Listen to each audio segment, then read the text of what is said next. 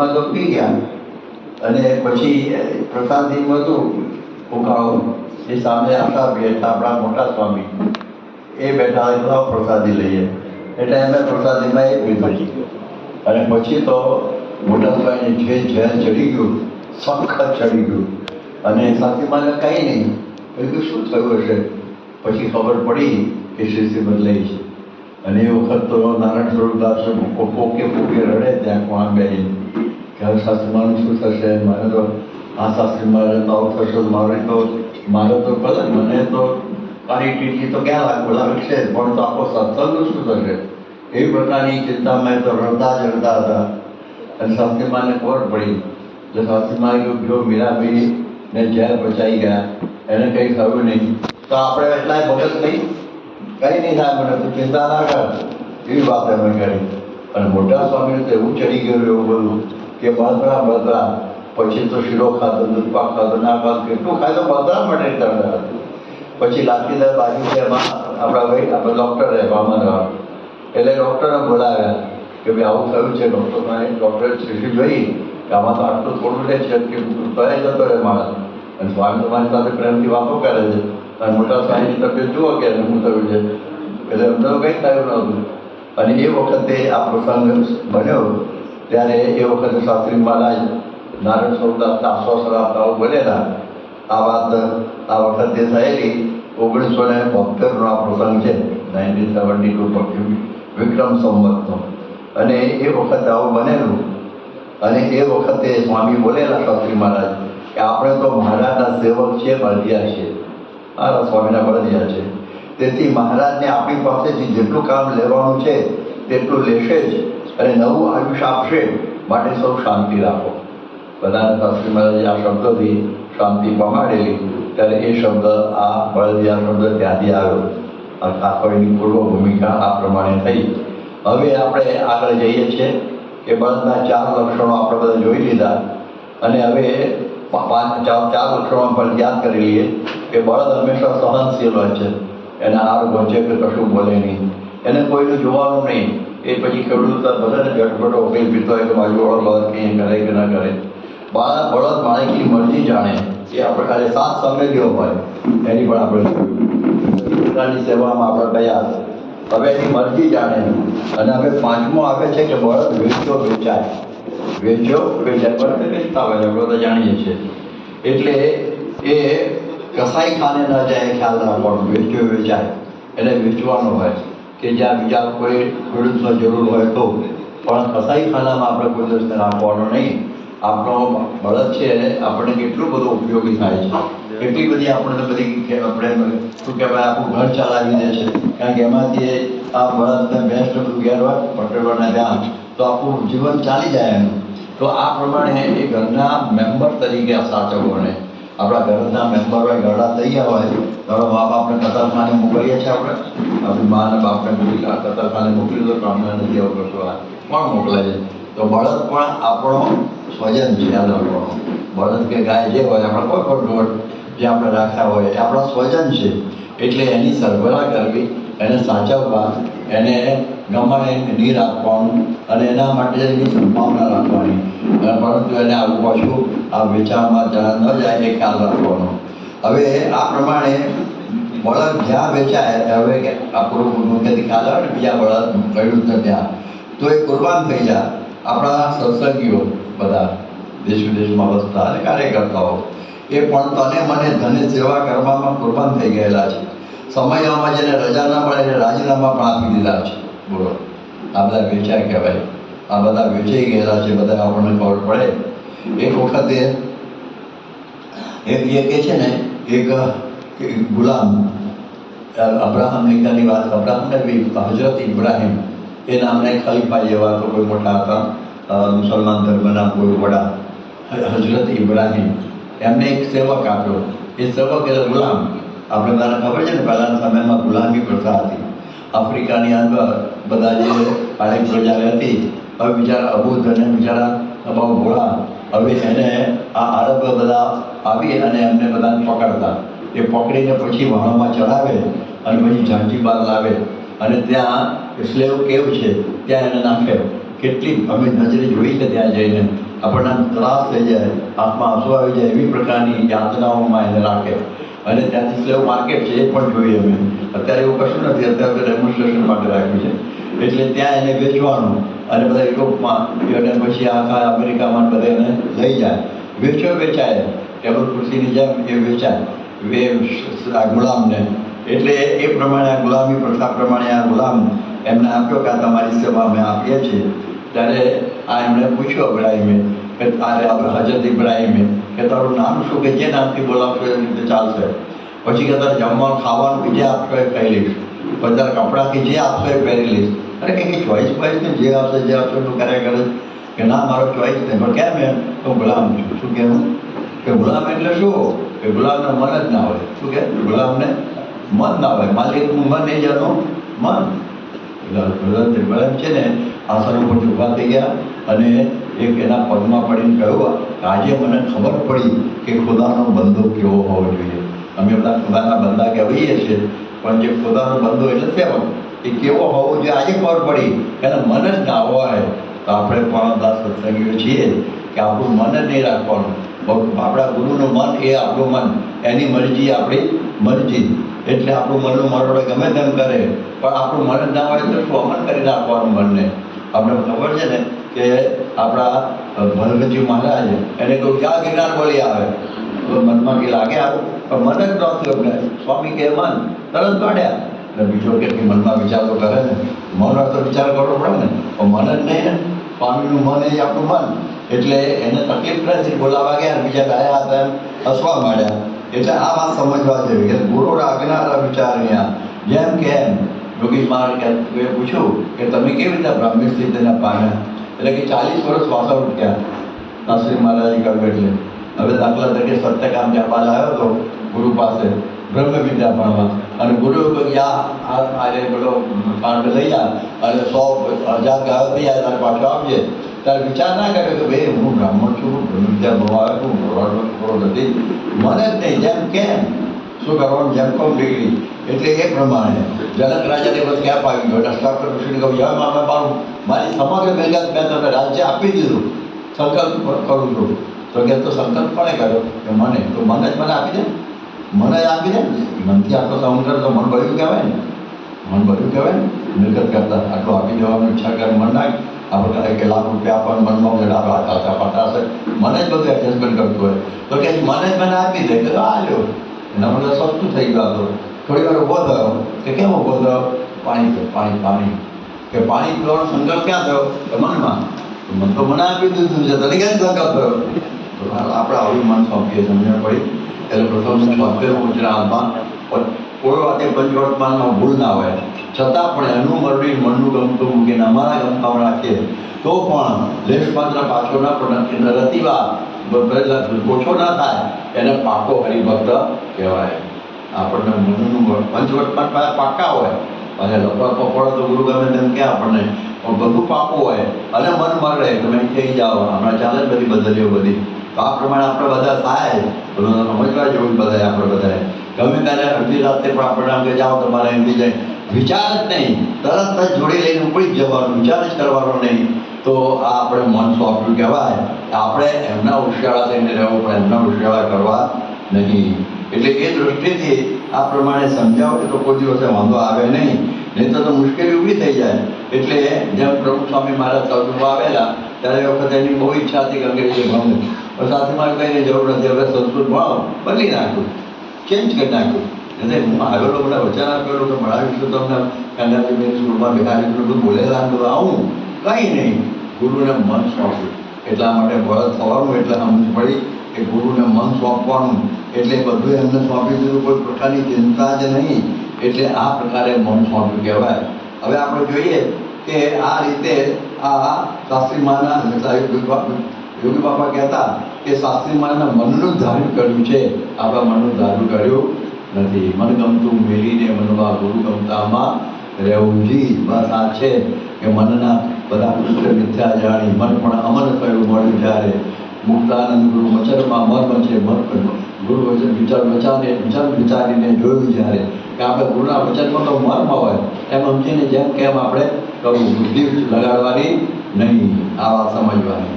છઠ્ઠું છે કે બે બળદ ભેગા હાલે. બે બળદ કેવા ચાલે? સાતો જ ખેતી થાય ને પેલો કામ ચાલે કેવી રીતે થાય? બે સરખી રીતે ચાલે સંપથી. એટલે આનો અર્થ આવ્યો સમ સુરત ભાવેને એકતા. આ અક્ષર પુરુષોત્તમના બળદિયા છીએ. આ બળદિયાના 12 લક્ષણો આવે છે. આ આપણે છઠ્ઠું આવી રહ્યા છીએ. આ બધા આપણામાં જોવા કે આપણે કંઈ લાગુ પડે છે આમાંનું. આપણે પણ બળદિયા છીએ તો સમ સુરત ભાવથી બળદોએ રહેવું પડે. બે બળદે એટલે ખેતી ના બની શકે. એટલા માટે બીજું ભારતનું આ જે સૂત્ર છે એ તમે જુઓ દરેક ક્ષેત્રે વિશ્વના બધા જ માનવીઓ માટે આ ઉપયોગી છે. સમૂહમાં રહેવું એ માનવનો સ્વભાવ છે. માનવનો સ્વભાવ કેવો છે? સમૂહમાં એકલા ના રહેવાય. સમૂહમાં જેમ અહીંયા રોડ હોય, આ બાજુ છોકરો ઊભો હોય 5 વર્ષનું અને પેલી બાજુ ટોળું ઊભું હોય અને મોટર નીકળી હોય થોડું દોડી ત્યાં પેલી બાજુ જતું રહે એટલે ટોળામાં બચી જશે. એટલે મોટર એ ઊભો રહે ત્યાં ઊભો છે ત્યાં એ હર્ડ ઇન્સ્ટિંક્ટ કહેવાય. અંદર રહેલી ઇન્સ્ટિંક્ટ છે. એટલે હું સમજીશ કે એમ સમજે કે ટોળામાં સલામત રહીશ એટલે ટોળા ભેગો જતો રહે.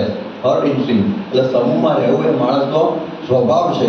પરંતુ તકલીફ એ છે કે આ પ્રમાણે આ છતાં આ સમ સુરત ભાવની એકતા ન હોય તો પછી ઝઘડા થાય છે. ઝઘડા થાય. આ જગન્નાથનો રથ ખેંચે છે ને હમણાં બસાસુર બીજા દિવસે તો બધા એક દિશામાં ખેંચે તો પહોંચે, બધી જુદી જુદી દિશામાં ખેંચે તો શું દશા થાય? એવી રીતે આપણે પણ આપણો સંઘ અક્ષરધામ સુધી પહોંચાડવાનો છે. તો બધા એક સરખી સંસ્કૃતમાં એકતા રાખીએ તો આપણો સંઘ પહોંચી જાય. એટલા માટે એક વખત એટલાન્ટાની અંદર પ્રમુખ સ્વામી બોલેલા કે હું બધું જાણું છું. એમ બોલી ગયા છતાં 5 પૂછ્યું છું. આપણે કશું ના જાણતા તો કોઈને પૂછીએ આપણી સજાવી છે. બધું જાણું છું. સ્વામીશ્રીની આ સમજણમાં રહીને આપણામાં સમજણ ઉતરેલી છે. વેદો પણ શું કહે છે? સંગચ્છદ ગમ સંવદત્વમ સંભો મનાંશ જાનદામ દેવા ભાગવ્યથા પૂર્વે સંજાના ઉપાસતે. કે હવે કહે છે કે આપણે બધાએ સાથે ચાલવાનું. સંગચ્છદ ગમ સાથે સરખું બોલવાનું. બધા વિચાર મન જુદા ના રહે. મનાંશ જાનદામ જેવી રીતે બધા દેવો એક સરખી રીતે સમથી વર્તે છે. સૂર્ય આજે વરસાદનું ગરબડ એવું છે. બાકી સૂર્ય પછી ચંદ્ર એ બધા વ્યવસ્થિત રીતે વર્તે છે તો પછી સરખું સુખાકારી આ વિશ્વમાં રહે છે. તો જો જરા આગુપાછું થાય, જો અત્યારે આમ કમોસમનો વર્તે આમ જો પાટણ નુકસાન થવાનું છે ને તો એવું વખત થાય. પણ આ પ્રમાણે બ્રહ્માની વ્યવસ્થા થઈ જાય. યોગી બાપા કહેતા કે સુરત થવું એટલે બીજાની ક્રિયા સંપતિ કરી લેવી. અને સ્વામી તો કહેતા કે ઝેર ખાઈને પણ સંપ રાખવો પડશે. એટલે આ પ્રકારની વાતો છે. સંપ ઉપર તો આખી અમે પારાયણ કરીએ છીએ તરણારાની. એટલે આપણે અત્યારે લાંબુ નહીં કરીએ. આટલું આપણે સમજીએ કે દરેકનો મહિમા સમજાય. સમ સુરત ભાવની વાત કરવી પડે નહીં. એટલા માટે આ દરેકનો મહિમા સમજવાનો. આપણે કહીએ ને કોઈ પણ વસ્તુ સૂચન કરવાની ના નથી. પણ સૂચન કરી શકાય એવું આગ્રહ નહીં. એક વખત સૂચન કરવું પછી ઉદાગ્રહ કરીએ તો પણ સમ તૂટે છોડી દેવાનું જે ભગવાનની મરજી. એટલે સમૂહ જીવનની ટ્રેનિંગ છે ને એ સત્સંગની અંદરથી મળે છે. તેથી આપણા સ્વભાવો ઘસાય અને સત્સંગનો પાઠ સારો છે. બળદમાંથી પાઠ આવવાનો. જેમ પ્રમુખ સાહેબ હતા અમે ખંભાતમાં હતા ત્યારે વખત ત્યાં અકીકના પથ્થરનો ઉદ્યોગ છે, ગૃહ ઉદ્યોગ. એટલે અકીકના ખરબચડા પથ્થર હોય એને પોલિશ કરવા માટે ઘંટી ઉપર ચડાવવાના ના હોય હીરાની જેમ, પરંતુ એક માટલું હોય એ માટલાની અંદર રેતી ભરી હોય કકરી અને એની અંદર આ પથ્થરો નાખવાના અને પછી બંધ કરી માટલું અને હલાયા રાખવાનું. એટલે ગૃહ ઉદ્યોગ જે નવરો ઘરમાં હોય હલાયા રાખે અને પથ્થર સાથે અથડાય, પથ્થરો રેતી સાથે અથડાય અને એમ થતાં સુવાળા થઈ જાય. અને જો બહાર એવું પાર થઈ ગયો તો કરબચડો છે. એવી રીતે સત્સંગ છે ને માટલું છે. અંદર સત્સંગ શું છે? માટલું છે. રીતિ છે પ્રવૃત્તિ છે. તમે બધા જુદી જુદી પ્રવૃત્તિ સોંપી છે ને તમારા ગ્રહસ્થોને કોઈ સંપર્કવાળા, કોઈ ધર્માદાના, કોઈ બીજા પંથોમાં પણ અમારે હોય તો જુદી જુદી પ્રવૃત્તિ છે, રીતિ છે. અને ખરબચડા પથ્થર આ પથ્થર આપણે પોતે જ છે હકીકના. અને આમાં પછી માટલું હલાવે છે સ્વામી કે પોતે હલાવે બીજાના પાસે પણ હલાવે. નાનું મને કે તમે હલાવો, બીજાને કોઈ નાનું જો તમે ઉઘાડે કપાડે તમે હલાવો, બધા જે મંદિરના કોઠારી હોય હલાવતા હોય બીજા. એટલે એ પ્રમાણે બધા હલાવવાવાળા સ્વામીની આજ્ઞાથી બધા હલાવે. બરાબર. હવે એ વખતે પ્રવૃત્તિની સાથે આપણે બધા અથડાઈએ. મને આ પ્રવૃત્તિ નહીં ફાવે, બહુ કંટાળોજનક છે, આપણે વળગાડે છે, હલાયા રાખ્યા છે, એ ઠીક નહીં, મારે બધું આવી છે નામ નાખ્યું તો પ્રવૃત્તિ સાથે આપણે તકલીફ થાય. પછી અપીક સાથે અથડાય એ તો બહુ થાય. પથ્થર સાથે. એટલે પછી આપણે એકબીજા સાથે પણ અથડાઈએ, આ મારે જોઈએ એની મારી સાથે, આ ગોળ ચાલશે જ નહીં, આના જ ચાલે છે. કામ ના થાય, કામ કરવાનું છે, બીજો ગમતું હોય ને એને જ ગોઠવાયા, તકલીફ એ છે પાછી, એમને જ ગોઠવે સ્વામી આપણામાં. તો એ પ્રકારનો અથડાય. એમાં જો આપણે સંસ્વરભાવથી રહી ગયા તો લીસા ફર્સ્ટ ક્લાસ થઈ ગઈએ. અને જો પછી બહાર નીકળી ગયા તો પાછા ખરબચડાના અમરત્વ. હવે આવે છે 7મું લક્ષણ છે, બળદને કોઈ મમત્વ નહીં. બળદને કોઈ મમત્વ નહીં, કારણ કે વેચાયેલું શું મમત્વ. અને આ કોઈ જગ્યાએ જતો રહ્યો એટલે કુટુંબથી છૂટો પડી ગયો હોય એટલે પરિવારનું મમત્વ નહીં, નિષ્કૃળ જેવો એવો એકદમ છે ને એ નિષ્કૃળ જેવો. એટલે આપણે આ પ્રમાણે જોઈએ છીએ કે આપણે સૌ સેવાધારીઓ અને આપણા સત્સંગીઓ, સેવાધારી ખાસ કરીને કાર્યકર્તાઓની વાત વિશેષ આને લાવવું પડે છે. એને આ પ્રમાણે કુટુંબથી નિષ્કૃળ રહે છે, કારણ કે એને આખો વખત સેવા કે નોકરીથી આવ્યો હોય કે પછી ધંધેથી આવ્યો હોય, વળી પાછા આટલા મારો સંપર્ક કરવાનો, ત્યાંની સભામાં જવાનો, ગાળ કરવાનો, નવરો નહીં વિચારો, એને આ જ કામ વિચારેલા. અને મારા છોકરાઓને વ્યવહાર વાગે અથવા આપણે જ્યારે આચવું છે થોડું કે ભાઈ તમારું કુટુંબના આચવો, બાળકોને પત્ની બધાને સમય આપો અને પછી ના સમયમાં પ્રવૃત્તિ કરો. બાકી ત્યાં તો ઘર મેં દિવાળી મેં ઘર મેં અંધેરા જેવું ના થાય. એટલા માટે આપણું પણ પહેલાં આ સાચવવાનું. એટલે એ દૃષ્ટિથી એ પણ આપણે સાચવીએ છીએ. પણ સામાન્યતઃ એ કોઈ પણ પ્રવૃત્તિમાં આપણે નીકળી જવું પડે તો એ વખતે આપણી આખી ગુરુ પરંપરા છે ને એ તો કુટુંબથી તદ્દન નિષ્કૃળ છે. કોઈ એક ગામ કે કુટુંબ કે જ્ઞાતિ ને પોતાના માનીને જીવન એમને જીવ્યું નથી. ફરિયાદ કરતા સત્સંગ જ કુટુંબ, આખું વિશ્વ કુટુંબ, પછી દૈવ કુટુંબકમ આપણે લખ્યું છે અબુધાબીમાં. યોગી મહારાજને ધારીના હરિભક્તોએ ધારી બધાના મંત્ર આપ્યું, પાપા ધારી આવે. સ્વામી ના આવે, ના બોલાય, નામ બામ કરે. પછી વિચારે કે અમારું શું વાંક, અમારું શું ગુરુ, તમારું પાપ શું કે તમે અમારા ગામમાં ના આવો. ત્યારે સ્વામી આટલા થઈ કે તમે ગામમાં જન્માય તમારું પાપ જાઓ. એટલે આ બહુ અઘરું છે આવી સ્થિતિ. એક વખતે ત્યાંના રાજા છે, આનું નામ છે કિંગ ચાર્લ્સ, પહેલાં પ્રિન્સ ફિલિપ બધી રીતે બહુ ઓળખી એમને. હવે એમના પિતાનું નામ પ્રિન્સ ચાર્લ્સ હવે, અને પિતાનું નામ હતું પ્રિન્સ ફિલિપ્સ. પ્રિન્સ ફિલિપ્સ ધામમાં ગયા. એ પહેલાં લંડન મંદિરે આવેલા.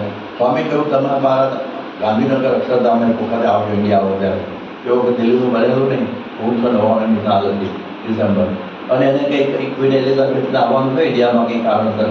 એટલે ભેગા આવે ને છોડો પકડી, બીજું તો નહીં હોય ને લોકો. એટલે એ પણ ભેગા આવેલા. અને પછી એને યાદ આવ્યું, મને સ્વામી કહ્યું કે આપણે ગાંધીનગર આવું. એટલે રાણી તો ચાલ્યા ગયા બધા, અને કહું આ એક કામ પતાવીને આવું છું. પછી ગાંધીનગર આવ્યા. એના મનમાં એવી ભાવના કે આપણે આપણા ઘેર તો આપણા ઘરે જોઈએ ને, એના મને ગાંધીનગર તો સ્વામી મને મળશે જ. એને ખબર જ સ્વામીને હું પડતા હોય, કારણ કે આ તો સ્વામી હતા ને એવું સુરેન્દ્ર તરફના ગામડા પડતા હતા. આનંદ સ્વરૂપ સ્વામી હતા, આપણે સભા બધું કર્યું બધું એમનું. પ્રિન્સ આવ્યા એટલે આખું પ્રિન્સ ફિલિપ્સ એટલે બધું સમારંભ કરી.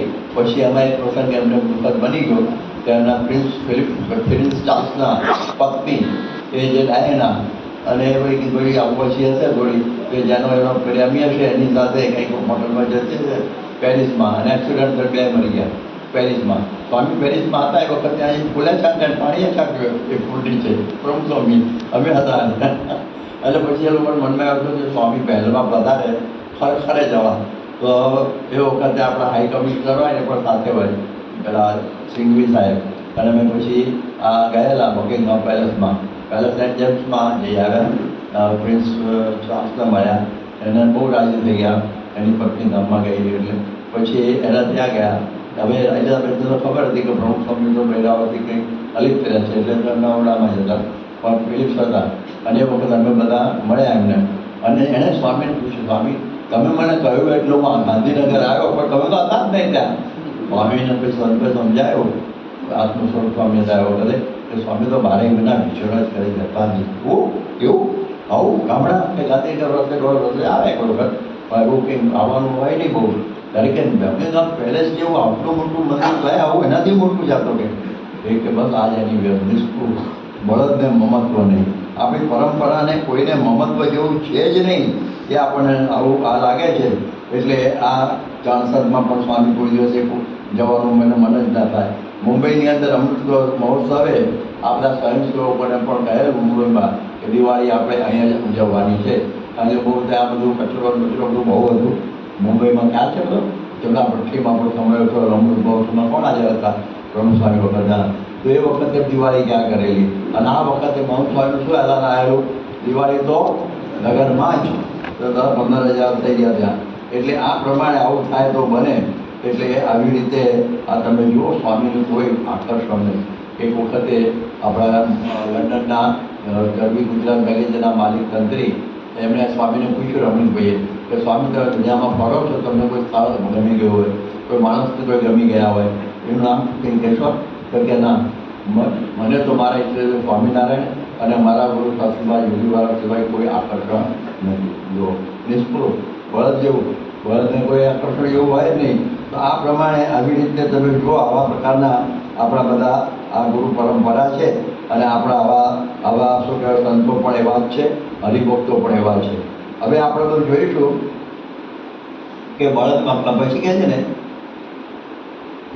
કે આપણે આજે વાત કરીએ હમણાં કે મમત્વની નિષ્ફળ વાત આવી. હવે આવે છે બળદ છે ને બ્રહ્મચારી છે 8મું. હવે આ બ્રહ્મચારી એટલે શું? આપણે છે ને પરિસ્થિતિજન્ય અવસ્થા છે.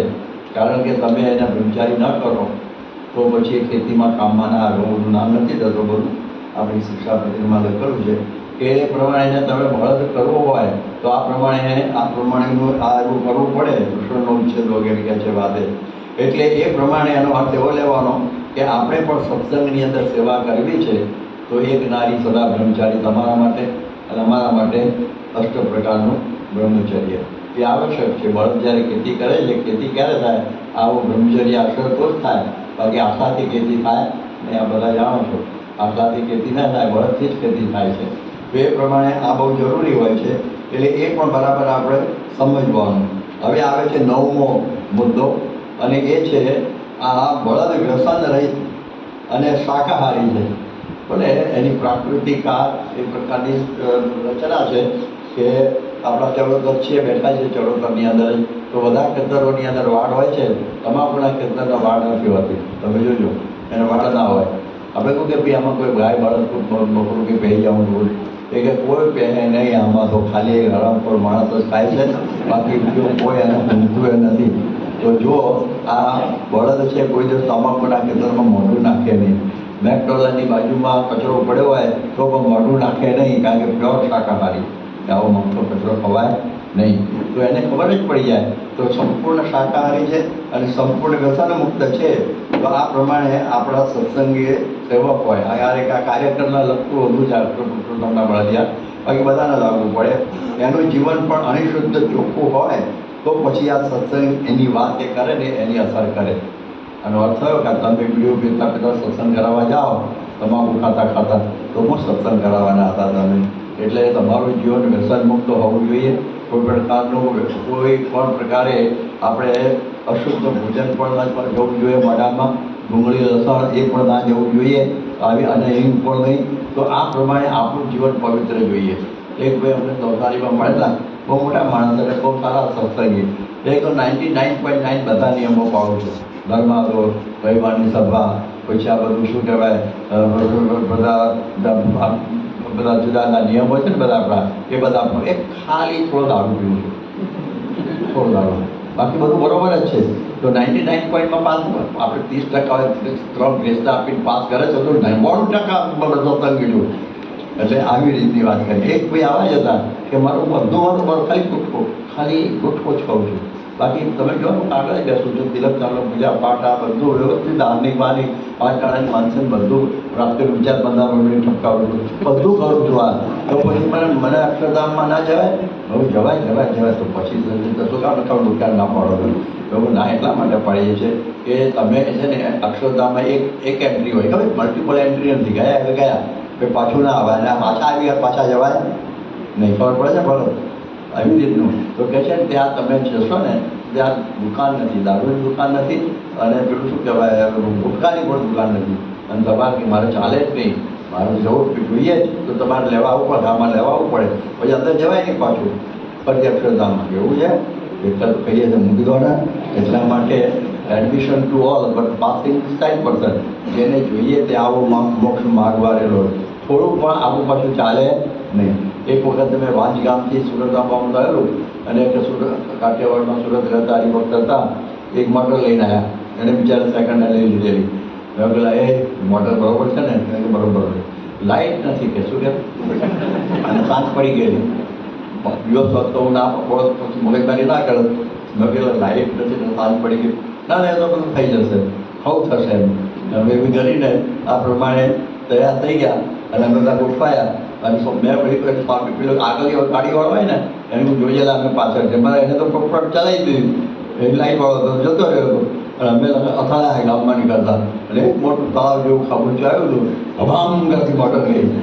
પેલા શું થયું કે મારા મોટો ઓપર રોડ આવ્યો. રોડ ક્યાં છે? આ તો પાણીનો ચડ્યા, અક્ષરધામનો રોડ ચાલુ. તો આ પ્રમાણે આવું ને કઈ ઊભું રહી જાય તો થોડું પણ લાઈટ જો આમાં શું કહેવાય, હાથ જેવું મશીન હતું, ટાયર હતા, બધું જ હતું, બ્રેક બધું બરાબર હતું, ક્લચ ફાઈન હતું બધું. એક પણ વસ્તુ ઓછી ચાલે નહીં. જે લખતરમાં જવું હોય તો પછી કહે છે ને બધું છોડવું પડે, જરા પણ ઓછું ચાલે નહીં. તલ માત્ર પણ કસર રહેવા દેવી નથી. કેવા શુદ્ધ કરવા છે બોલો? અણિશુદ્ધ ચોખ્ખા. તો અણિશુદ્ધ ચોખ્ખા થઈએ તો અક્ષરધામમાં પણ આપણો પ્રવેશ મળે. બાકી તો બધું ઠીક છે બધું. એટલા માટે આ પણ બરાબર વ્યવસ્થિત આ રીતે સમજવા જોઈએ. એટલે આવા બધા હોય. એક ભાઈને કહ્યું કે આપણે બીડી ના પીવે. ગધેડો ક્યાં બીડી પીવે છે? મારું મનવું કે ગધેડો એ બીડી ને પીવે, માર તો પીવે. અમે તો ભાષ્ય કોઈ જબરજસ્ત મહામહોપાધ્યાયનું ભાષ્ય કરતા પણ મોટું ભાષ્ય એને બનાવ્યું, જોરદાર ભાષ્ય બનાવ્યું. એટલે આવી રીતે પણ આપણે જરા સમજવાનું હોય છે. એટલે આખું વ્યવસ્થિત રીતે વ્યવસ્થિત હોય તો પ્રસન્ન થાય, નહીં તો ઉપાધિનો પાર ના રહે. હવે તમે જુઓ 10મું લક્ષણ આપણે જઈએ આગળ. એ છે જાતવાન બળદ હોય ને એ ગુડિયું ના વાળે. આપણે અક્ષર પુરુષોત્તમના શું છે ખરેખર યાદ કરવું પડે. બળદિયા છીએ આ બધા એક એક લક્ષણો આવે છે ને કે તમારા આવા લક્ષણો હોવા જોઈએ અક્ષર પુરુષોત્તમના બળદિયા. તો આપણે જાતવાન બળદિયા હોઈએ તો ગુડિયું ના વાળે. હવે એક વખતે સદગુરુ નિત્યાનંદ સ્વામી ત્યાં આવેલા, આપણે શું કહેવાય, આપણે જુનાગઢમાં, અને ગુણાતીતાન સ્વામી વાતો કરો. અરે કે શું વાત કરો છો તમે? તો આવા મહાવિદ્વાન તો એટલું ભણેલો નથી, એટલું લાંબુ ભણ્યો નથી, લખતા વાંચતા વગેરે ભણ્યા ના કહેવાય. હું સામાન્ય છું અને તમે તો શાસ્ત્રમાં પારંગત અને મોટી સભાઓ ગજાવનાર અને જીતનારા અને મહારાજના લાડીના. હવે મારે કેવી તમને વાતો કરી? ના સ્વામી કરો. પછી સ્વામી વાત કરી કે અમે પૂર્વાશ્રમમાં હતા ત્યારે બળદ ખરીદવા માટે અમે જોડિયા બંદરે ગયા અને એમાં 2 બળદ હતા. ભલે કહે છે પૂછડે સાને વાને બધા સરખા હતા. અને પછી કિંમત એકની 30 કોરી અને એકની 60 કોરી. રૂપિયો સમજવાનું. એકના 30 રૂપિયા, બીજાના 60 રૂપિયા. હવે તો બધી રીતે સરખા છે. આ બધા પૂંછડા સરખા છે. પછી આ બધી રીતે બધું આ તમે જુઓ છો એનો રંગ સરખો છે. શીંગડે પૂંછડે વાને સરખા છે. કિંમતમાં કેમ ફરક છે? ત્યારે બળદભાઈએ કહ્યું કે આ જે છે ને બળદ મેં ખરીદેલો છે બહારથી, એટલે એનો વિશ્વાસ નહીં, ગમે ત્યારે કે ગોળીઓ વાળી દે. અને આ મારો છે ને સામો ધવરાવેલો છે ગાયને, એટલે ગમે એવો ખાડો ખાધેલો છે, ભાત જરા વધી ગયો છે, ગુડિયું નહીં વાળે, એટલે એની કિંમત આવું. આ વાત જ્યારે સ્વામીને કરી કહ્યું, સ્વામી વિચાર કે સ્વામી આપણને શ્રીજી મહારાજે અધરાત મધરાત જોયા વગર પોતાના સર્વોપરીપણાની વાતો કરી છે. આપણને ત્યાં પંચાળાની અંદર, પછી નાગરકાની અંદર, લોયામાં આપણને મહિનો 2 મહિના રાખીને મહારાજે પોતાના સ્વરૂપની સર્વોપરીપણાની વાતો કરી છે.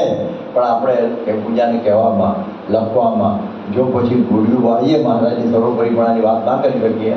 આજના સંદર્ભમાં વાદું જોઈને વાત કરવાની, સમજવાનું. પણ આપણા સત્સંગીઓ તો પૂરેપૂરી સમજવાની. એમાં જો સર્વોપરીપણાની વાત ન કરી શકીએ તો પછી આપણી કિંમત કેટલી થઈ જાય? કેટલી જાય બરાબર? અડધી. મારે કરી હું તો સમજો તમે શું વાત કરશો, પણ તમે તો ખરેખરી વાત કરી. અમે તો બધી ઘાસડીઓ લઈને આવ્યા છીએ, પણ કોઈ ગ્રાહક નહીં જોઈએ ગયો એટલે પાછી લઈ જવાના છીએ. પણ તમે તો ધીરે જ રાખજો, કારણ કે અમે તો આપીએ જ છીએ. આપણે પહેલાં વખત નાગાના દેશમાં એક જણ કપડાં વેચવા ગયો, નાગા હું લે તો મફત આપ્યા, પણ કેવું પડી ગઈ તો પૈસા લઈને આપવા માંડ્યો. એટલે એ પ્રમાણે પહેલાં વેચો તો ખરા, આપો તો ખરા, મફત તો મફત કોકને લાગી જશે.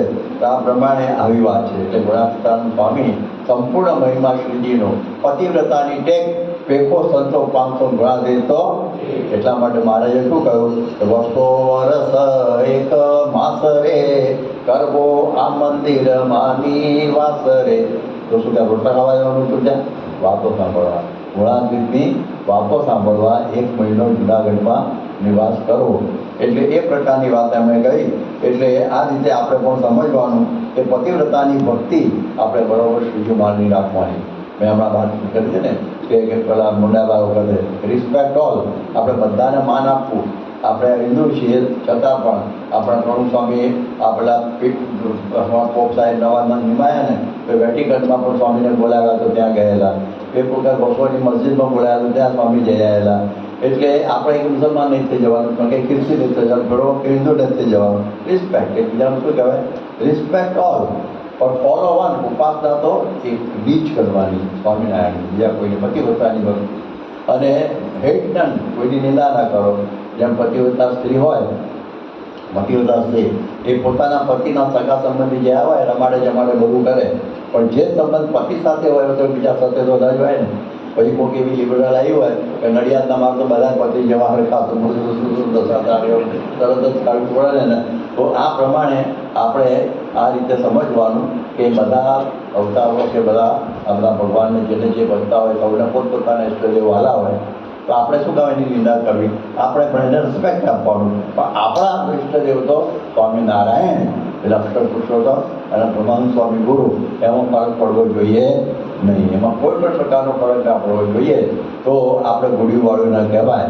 એટલે સમજવું ઘટે એમ, અરે જેમ છે મને બોલવું ઘટે તેમ, જેવી સભા. એટલે બોલવું ઘટે તેમ અને સમજવું જેમ છે તેમ યથાર્થ. તો આ રીતે આપણે સમજીએ તો કોઈ દિવસે આ વાંધો ના આવે. એટલે ઉપાસનામાં બહુ ખરાબ ખબરદાર રહેવું પડવું. એમાં આપણે જો તિલક ચાલનામાં પણ આપણે શરમ ન રાખવી, સિનેમા ટીવી અશ્લીલ સાહિત્યથી દૂર રહેવું, નિયમ ધર્મ પાળવામાં કોઈની મોહબત ના રાખવી. જો આમાં બધું કરીએ ને તો ગુડીવાળું કહેવાય. પણ આમાં શું કહે? જેવી રીતે આ ઉપાસનામાં ગુડિયું ના વાળું, એવી રીતે આજ્ઞામાં પણ ગુડિયું વાળું નહીં. આ તો મારા મિત્રે મને બહુ કહ્યું એટલે હું સિનેમા જઈ આવ્યો, મને બહુ કહ્યું એટલે મેં બીડી પી લીધી. હા, બાકી મારા મનમાં કશું નહીં. તો તમારો ખાસ મિત્ર હોય ને તમે કોટેશન કાયદા લઈને આવે, લો કેસીઆર લો થોડું ના થોડું, અરે ખાસ બેન મારા ઘણા સારું ઘણું રહી જાય પણ હું બની ગયો મારું ઘટાડાનો કામ કરવા આવ્યો છે. તો આપણે કેવી વિવેકથી ના પાડી દે છે ને, ગરમ થઈ ના પાડી દે. હા, ગમે પેલો મિત્ર હોય તો પણ આપણે ઝેર આપવા કહીએ તો આપણે ઝેર સમજવાનું. એ પ્રકારની એ વાત આવી. હવે આગળ આવે છે 11મું લક્ષણ. એ છે બળદ મરીને પગરખા આપે. આ કહે છે ને બળદ મરીને પણ પગરખા આપે.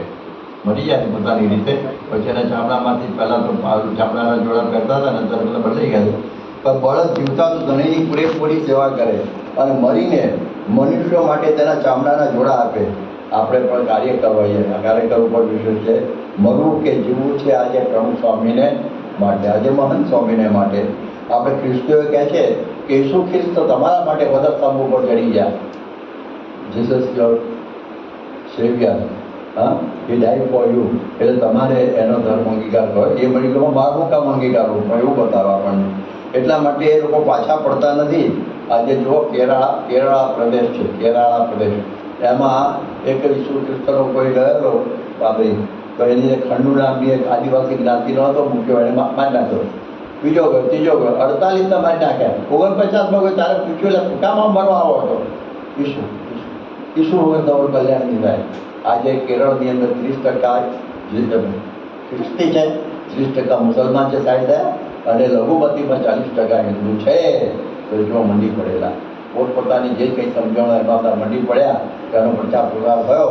તો આપણો તો અક્ષર પુરુષોત્તમ સાચું છે, ગુરુ સાચા છે, સિદ્ધાંત સાચો છે. તો શું કામ ના મંડી પડવું? આપણે પણ બધાએ મંડી પડવું પડે તો આ કાર્ય થાય. બાકી એમ થવું બહુ અઘરું છે. એટલા માટે આ કહે છે ને કે શિર સાટે નટવરને વરીએ. આપણે ભગવાનના મળવાનું છે તો આની રીતે જવાનું હોય. એટલે આવા બધા આપણામાં ગુણો આવે તો આપણે જોઈએ ને કે મહાદેવ ભોગો ખુશીઓ પૂજાય, એમ આપણી પણ આધ્યાત્મિક કિંમત વધે અને સ્વામીનો રાજીપો થાય. એટલા માટે આ જીવન સેવકો બધા, આજે આ ગુરુ પરંપરા છે તો આ જીવન સેવકો છે બધા. અત્યારે પણ આ જીવન સેવકો બધા છે. આપણા જુલિયાની અંદર વિજ્ઞાનદાસ સ્વામીને ફેંક્યા તો ત્યાં જઈને એમને સત્સંગ કરાવ્યો. બોલો, એટલે આવા પ્રકારના આવા બધા હોય છે. એટલે જરા સમજવા જેવું છે. પ્રમુખ સ્વામી મહારાજ કેટલું વિચર્યા કે એમણે પણ 17,000 ગામડા બધું હલગોળ મેં વાત કરી હતી પહેલા દિવસે. તો આ બધાએ પણ ખરેખર વિચરણ કરીને આ બધું કાર્ય કર્યું છે. હવે અંતે આવે છે આપણે 12મું લક્ષણ કે આપણે પ્રસાદ પટેલ, એટલે ખાલી પ્રસાદનું નામ છે પણ આપણે પટેલના બળદિયા નથી, પણ અક્ષર પુરુષોત્તમના બળદિયા છીએ. કોના છીએ? અક્ષર પુરુષોત્તમના. પ્રમુખ સ્વામી અત્યારે મહંત સ્વામી એ અક્ષર છે. એ કોણ છે? અક્ષર. એમાં કોણ રહેલા છે? પુરુષોત્તમ. એટલે પ્રમુખ સ્વામી મહંત સ્વામીમાં બે આવી ગયું ને, પોતે અક્ષર, અંદર રહ્યા છે પણ પુરુષોત્તમ. એટલે મહંત સ્વામીના બળદિયા લોકોના બળદિયા કહેવાય અક્ષર પુરુષ. અક્ષર પુરુષોત્તમના બળદિયા કહેવાય લોકોના કહેવાય મહંત સ્વામીના. આ તો મેથમેટિક જેવું છે. એટલે એ રીતે આપણે મહંત સ્વામીના બળદિયા છીએ. આપણે એમને રાસ સોંપી દેવાની, ચલાવવાની રાસ હોય ને એમના હાથમાં સોંપી દેવી કે દોડે ત્યાં જઈએ અને એમનો સંદેશો પ્રવર્તવા માટે રાત દિવસ જોયા વગર લાગુ પડી જઈએ તો આપણે ખરેખર અક્ષર પુરુષોત્તમના બળદિયા કહેવાઈએ. શાસ્ત્રીજી મહારાજે પણ અક્ષર પુરુષોત્તમના બળદિયા થઈને કામ કર્યું છે. પરમહંસોને મહારાજે કહ્યું હતું તમારે પણ 1 જણને અથવા 5 જણને આ બધું વર્તમાન ધરાવ્યા પછી અંદર લેવું. અને એ લોકો ખેતરે હળે બધી વ્યક્તિએ બધા વિચારો કરતા. વ્યક્તિ આપણે આ એવી કથા છે કે આપણે આ છે ને આપણા ત્યાં આવે ને તો તમે બધા સવારે આવ્યા છો. બાકી આ બધું આ નાટક સિનેમામાં એની મેળે ભેગા થાય, પણ આમાં તો આપણે એને પરાણે કરાવવાનો સત્સંગ. એટલે હરિમુખ સંતોને કહ્યું શ્રીજી મહારાજે તમે એની પાસે જજો. એ તમારી પાસે આવે ને એવી અપેક્ષા રાખતા નહીં. વ્યક્તિગત સંપર્ક. શું કહેવાય? વ્યક્તિગત સંપર્ક. પ્રવચનો છે એનાથી પ્રભાવ પડે. પરિવર્તન તો વ્યક્તિગત સંપર્કથી જ થાય. અક્ષર પુરુષોત્તમની નિષ્ઠા, ધર્મનિયમની નિષ્ઠા એ વ્યક્તિગત સંપર્ક. એક વ્યક્તિને બેસાડીને વાતો કરો ને ત્યારે જ આ થાય. પ્રવચનનો પ્રભાવ થાય. એમાં જે 5-10 સુધી બધી વાત સુધી છે. તો એ પ્રમાણે આપણા પરમહંસોએ વ્યક્તિગત બધી વાત છે. પછી શ્રીજી મહારાજે કહેલું એના સમયમાં જજો અને એની ભાષામાં વાત કરજો. એનો સમય એટલે રાત્રે 9 થી 12 નીકળ, 9 થી 10 વાગ્યા સુધી, 11 વાગ્યા સુધી કથા નહીં કરવાની. તો ઊંઘી જાય વિચારો. વહેલો ઉઠ્યો હોય અને રાત્રે મોડો સવારે વહેલો ઊંઘી જાય અને તમે પછી અમે વેચી રખડી કરો તેમાં કંઈ બરકત ના આવે. એની ભાષામાં કરજો. એની સાથે સાથે હળદી સાથે ચાલે. હળદી સાથે હળ ચલાવો ને ભેગું સાદું ચાલે. એટલે એનો ટાઈમ બગડે. એનું આવું મિકેનિકલ કામ હોય. અને કંઈક જો અહીંયા આપણે ઝાડા કાઢી નાખ્યા તો કેવી હરિયાળી થઈ ગઈ. એવી રીતે આ જો તારા અંતરમાંથી તું ઝાડા કાઢી નાખે, આ તમાકુ, આ ભૂકો, આ ચલમ બધું કરી હતું, દારૂ કોકો કર, આ બધું જો છોડી દે ને તો અહીં તારા અંતરમાં પણ હરિયાળી થઈ જાય. કુંભારોને કે કેટલા ચાકડા પડે, છેલ્લો ફેરવી દે, છેલ્લો ફેરો ફેરવી દે. મનુષ્યદેવ મળ્યો છે. યુવાનને કે તાયની ભાષા એની ભાષા તાય આ 2 લોટા ગરમ ફીટ થઈ જાય. મનુષ્યદેવ મળ્યો છે, ભગવાન પ્રગટ છે, ભગવાન ધરાય લે, સત્સંગ કરી લે. એટલે એને પેલું સગુણ નિગુણની લપમાં નાખવાનું નહીં. એને સીધો આ રીતે વાત કરે એટલે સતત કટી પહેરી લે, નિયમ જરૂર પાડતો થઈ જાય. એટલા માટે એ બધા મંડી પડેલા અને એવી રીતે આ બધા આવા મંડ્યા તો આવું કાર્ય થયું. એટલા માટે આપણે વાત એટલું સમજવાનું કે આપણે દાખલો કરવાનો છે, ઉગાડવાનું ભરવાનું છે. આપણે જ્યારે વાવીએ ને ત્યારે એક કણ ઉપર મણ થાય. જે કણું કામ છે આપણું કામ છે. કણ ઉપર મણ લાવવાનું આપણું કામ છે. આ ભગવાન આપણે એવો વિચાર કરે મેં તને રૂપિયા આપું, તને રૂપિયો પાછો આપો, એવું થાય ને. તો એ કણ વાવે આપણે તો પછી ભગવાન કેવું તને કણ જ આપું તો મળી જાય ને. મૂક્યા કણ ઉપર શું આપણે મણ આપણે ટર્ન થઈ જાય છે ને. એવું કહ્યું. તો એ પ્રમાણે દાખલો આપણે કરવાનો. ખેતી કોણ કરે છે ભાઈ? બળદ કરે છે. અને ફળ પણ આપે છે ભગવાન. ઉગાડવાનું એમના હાથમાં. દાખલો તો કરો બધા. એટલા માટે ગોવર્ધન એને ઉપાડે. આપણે શું કરવાનું છે? ટેકો. શું કરવાનું? ટેકાથી ગોવર્ધન રહેતો છે તો ભગત કહેવાય. શું કહેવાય? ભગત. એટલા માટે આ વાત સમજવાની છે. ટેકો અડાડી દેવાનો. એટલે યોગીજી મહારાજ ઘણી વખત કહેતા કે ખેતરો ખાલી પડ્યા છે, ખેડનારા જોઈએ. શું છે? ખેતરો ખાલી પડ્યા છે, ખેડનારા જોઈએ. અત્યારે કેટલા વિશ્વમાં ઘણું બધું ખાલી છે, એટલા બધા. એવી રીતે ખેતરો ખાલી પડ્યા છે અને ખેડનારા જોઈએ. જો કેવા ખાલી પડ્યા છે તમે જોજો. હું તમને જરા સ્ટેટિસ્ટિક્સ આપું, સાંભળજો તો આંધી. 193 દેશો છે લગભગ પકડીએ. કેટલા છે વિશ્વમાં? 193 દેશો છે. એમાંથી 30 દેશમાં જ BLPS સત્સંગ છે. કેટલા દેશમાં? કેટલા ખેતર ખાલી છે? એટલે સાંભળજો બરોબર અને સાંભળજો. પછી આ લાગે 7.6 અબજની વસ્તી છે. 8 અબજ જેવી થઈ ગઈ છે. એમાંથી 10 થી 20 લાખ જ સત્સંગી છે. આપણે 10 કયા કરીએ ઘણા વખતથી, તો ચલો 20 કરી નાખીએ, તો 20 લાખ સત્સંગી છે. કેટલું ખાલી રહી ગયું? 8 અબજમાં 20 લાખ બધું ખાલી જ છે ને બધું, સમજ પડી? પછી ભારતની અંદર 132, ભારતની વસ્તી છે 132 કરોડ, અત્યારે વધી હશે 140 કરોડ. તો એમાંથી તમે સત્સંગીઓ તો ફક્ત 20-25 લાખ કહીએ, કેટલું ખાલી છે. એટલા માટે 0.06 કહેવાય. પછી શહેરો 300 છે. કેટલા છે? નડિયાદ જેવા. એમાંથી BMPSના તમે જુઓ તો આ પ્રમાણે 300 શહેરોમાંથી બહુ ઓછા મોટા શહેરોની અંદર સત્સંગ છે 7.6માં. ગામડા 64 લાખ છે. એમાંથી આપણો સત્સંગ લગભગ તમે 3,400 ગામમાં છે. તો આથી 17,000 ગામડા ફર્યા, બધા રિપીટ થતા હોય, યાદ રાખો. ખબર છે ને? તો નડિયાદમાં સ્વામી કેટલું વખત આવ્યા પ્રભુ સ્વામી? તો દર વખત ગણીએ અમે, એટલે 17,000 થાય. સમજણ પડી હવે? બાકી ગણો તો 3,000 થી 4,000 ગામડા આપણા છે. કેટલા ભાઈ રિપીટ થઈ જઈને 17,000 ગામડા ફરેલા કહેવાય. આ જરા સમજવાનું. તો આ પ્રમાણે 0.053% કહેવાય. યુવાનો છે ને હિન્દુસ્તાનમાં કેટલા છે? 45 કરોડ. કેટલા? 45 કરોડ યુવાનો છે. અને આપણા ત્યાં લગભગ 80,000થી વધારે, 1 લાખ સ્વયંસેવકો ગણીએ તો 2 લાખ આપણા સ્વયં. કેટલામાં કેટલું ખાલી છે? કેટલું ખાલી? તો 0.01 કહેવાય. બાળકો છે 51 કરોડ છે ઇન્ડિયામાં. કેટલા? 51 કરોડ. આપણા ત્યાં 2 લાખ બાળકો સત્સંગી છે. કેટલા? 2 લાખ બાળકો, એટલે 0.024%. હા, તો કેટલું ખાલી છે?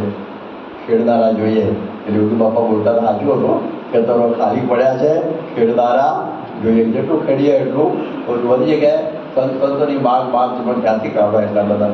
પણ આવી પ્રકારનું થયું છે. શ્રીજી મારે કેટલી મનોહરો લઈને આવ્યા છે? બોલો. કરોડો મનોહરો લઈને આવ્યા. કેટલા? કરોડો સ્ટીમરો લઈને આવ્યા છે. એક સ્ટીમરમાં કરોડ વાણો સમાય પાછું, અને એક વાણમાં કરોડ માણસ બેસા. કેટલું બધું થઈ ગયું હતું. જીવજંતુ બધા વાયરસ બેક્ટેરિયા બધું આવી ગયો. એટલે મૂળ અક્ષર ગુણાચાર્ય સ્વામી શું કહેતા? પાંદડે સત્સંગ કરાવવો છે. એટલા માટે જેમ ખેતરને ખેડનાર ખેડૂત છે, બળદ શું કહેવાય? એનું વાહન કહેવાય. શું કહેવાય? બળદ વાહન કહેવાય. ખેડનાર કોણ છે? ખેડૂત છે.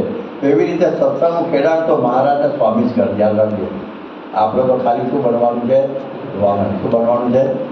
નિમિત્ત માત્ર બહુ સભ્યતા છે. આપણે તો ખાલી નિમિત્ત જ બનવાનું છે. ખેડનારા તો કોણ છે? મહારાજ અને સ્વામી. પણ આપણે દાખલો કરવાનો રહે છે. એટલા માટે બૈરા છોકરાના તો બધા પોઠિયા છે જ, પણ અક્ષર પુરુષોત્તમના પોઠિયા એટલે બળદ થવાનું. એટલા માટે જેમ કેલોદના જીજીભાઈનો બળદ કવરાના મેળામાં મુક્તાનંદ સ્વામીના ઘોડે ગાડે જીત્યો, તો અંતકાળે મહારાજ અક્ષરધામમાં લઈ ગયા. એવી રીતે આપણે અક્ષર પુરુષોત્તમના એટલે કે મહંત સ્વામીના ગાડે જોડી જઈએ તો છતી દેહે અક્ષરધામ. એટલી બધી સરળ વાત છે. આવી અદ્ભુત સુવર્ણ તક મળી છે. એને જવા ન દઈએ.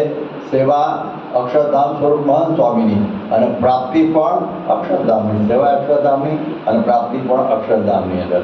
આ સેવાની અંદર છે ને આપણા અંતરનું, આપણું કહે છે ને અંતરનું ખેતર ખેડાઈ જશે. કેવું કહે છે? અંતરનું ખેતર ખેડી જશે. આમાં વાત કરીએ બીજા ને, પણ આપણા અંતરનું ખેતર સાથે ખેડી જશે. ભક્તિની હરિયાળી આપણને અંદર ખીલી જશે, અને બીજાને સત્સંગનો લાભ થશે. એનું પુણ્ય તો બોનસની અંદર. શું કહેવાય? બોનસની અંદર. તો અક્ષર પુરુષોત્તમના બળદિયા પડી. આપણે અક્ષર પુરુષોત્તમના બળદિયા છીએ.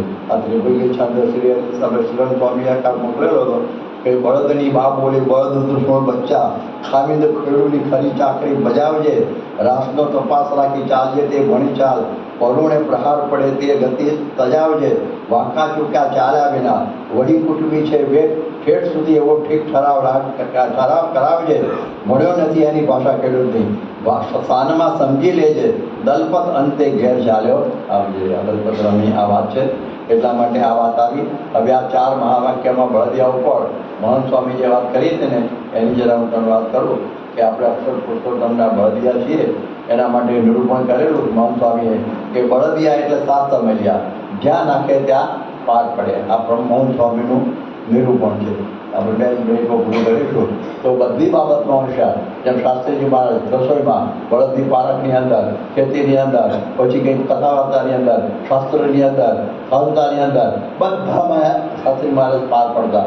એવા જ પ્રમુખ સ્વામી, એવા યોગી બાપા. એટલે આ પ્રમાણે આવી રીતની આપણે એમની આવી વાત છે.